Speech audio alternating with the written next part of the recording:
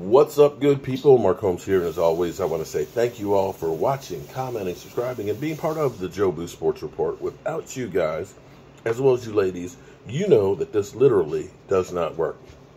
Got cleaned up, washed my hair. I need to get it cut. I know, it's getting crazy. Stop by Chipotle. Yeah, I have to give Chipotle credit because their hot sauce, this is actually pretty hot. This one is called the vegetable. This one is actually pretty hot. I'm not going to say this is like the hot chip, but I told them to put like 2 scoops of it on there, and I got a side of it. And it is warm. So if I cough, it's because of the hot sauce that's on there. So, update, da-da-da. Damn, Gina. Shout out to Gina for letting me know this update that Dak Prescott, according to Mike McCarthy, the timeline for Dak is the timeline for Dak. They don't have definitively how long it's going to take. But the other thing, too, is... What's that? If we're winning games, why not rush Dak back? Well, sooner than he needs to be.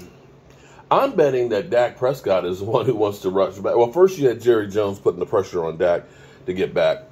You know, because at first we were thinking, oh, Cooper Rush, he ain't going to do much, so we need to try and hold serve.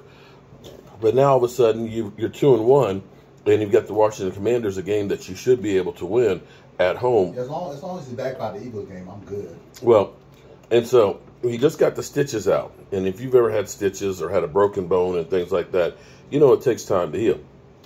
Getting stitches out, that's the first thing. The next thing is there's swelling there.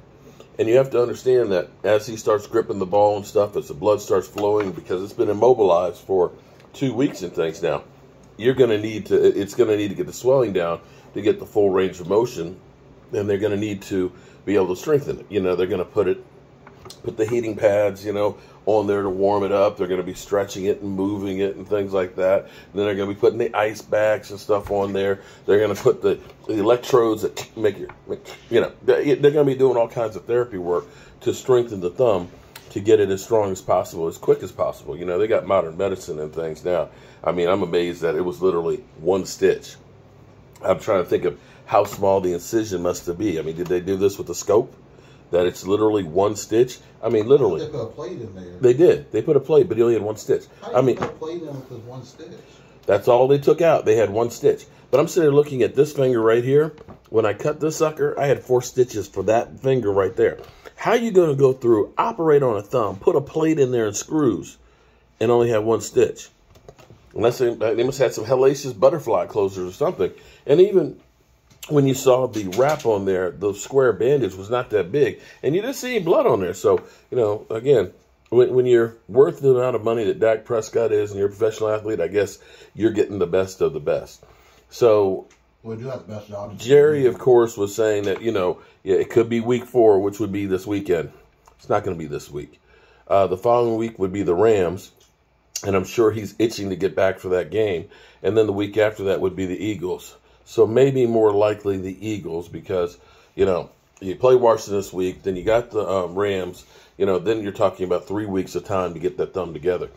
And to me, and, you know, I'm just a guy with a day job and a voodoo doll. Right now there's only 2 undefeated teams, and that's the the Eagles and Miami. And I'm not thinking that they're going to go undefeated for the season. The Eagles, you know, far be it for me, of course, you know, to hear that everybody basically says, well, you were supposed to beat the Giants because the Giants stink. Yet everybody was picking the Giants to beat the Cowboys last night. Now we win, we're ass. But I feel like getting the win last week against Cincinnati is like icing on the cake because most of the talking heads and the experts out there literally said, the Cowboys, they're facing, you know, Tampa Bay. They're going to let that's a hot L. Then they're facing, you know, the AFC champions, the Bengals. That's another L because you got Lyle Collins over there. He going to shut y'all down. He going to get some revenge, right? So they were expecting us to be 0-2. And then they said that the Giants were, you know, a team that was up and coming and going to be good. So some people looked at it and said 0-3. Well, right now we're 2-1. If you beat Washington and you go 3-1, that kind of gives you a little bit more cushion.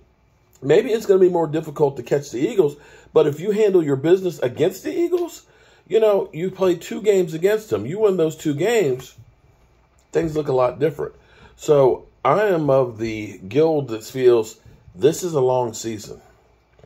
This is a long season, although I will put one other thing in there. If Kellen Moore, I pray that when Dak gets back, we continue doing some of the things that we've been successful for right now. Running the football. Play action. You saw Cooper Rush with 158 yards in play action on 9 passes. 90% QBR. Running the football. And as this offensive line starts to gel and gets better, continuing to run the hell out of the football. And look to try and throw the ball 30, 35 times a game. Not the 42, 50, 60 times. No. If you're doing that, then that will help Dak Prescott's hand not get worn out as soon as he gets out there. And I think it gives you a better chance at winning football games. Now, what will happen with Kellen Moore and all that? I don't know. Kellen Moore, I don't know. And to me, all this stuff that we're doing this past week and the week before are things that I kind of said before the season started, before Tampa Bay. You've got to run the football, play action. Because, see, Cooper Rush is good at bootlegs, too. Dak Prescott is deadly with RPOs, with bootlegs, and moving the pocket. And Cooper Rush was only pressured 6 times last night. That is winning football, and that's what we really have to stay true to. And look at this, kind of like we did in 2014. 2014, when we ran the hell out of football and then play action people, it's going to be a way to keep defenses off their, off balance. They're just not going to know what to do. And I dare say, I know the Eagles, that in some polls right now are the number 1 team in football. Shout out to you. But I don't remember too many teams going wire to wire as the number 1 team. As the number 1 team. They're feeling good about their win against the Washington Commanders. And, of course, they're belittling. Well, of course, it was just the Giants. You only beat the Giants. You mean the Giants that you lost to last year after beating New Orleans? You mean just those Giants? Oh, okay. I got you. In the back of their mind, they're looking at the Cowboys. They're looking at what Micah Parsons did about 70% last night. What Micah Parsons has done this season. And then you look over there and say, it's not just Micah Parsons, because you saw D-Law with 3 sacks last night. You've seen Dorrance Armstrong with 3 sacks. You've seen even Dante Fowler getting in on the party. They start looking, and I guarantee in the back of Philly 500's head, he's a little worried. He's a little scared. Because the Cowboys, they're in the rearview mirror. And they're coming up real fast. All right, good people. I'm going to finish eating my Chipotle. And I got all kinds of content I need to do. I'm way behind on my 20 videos a day. Peace.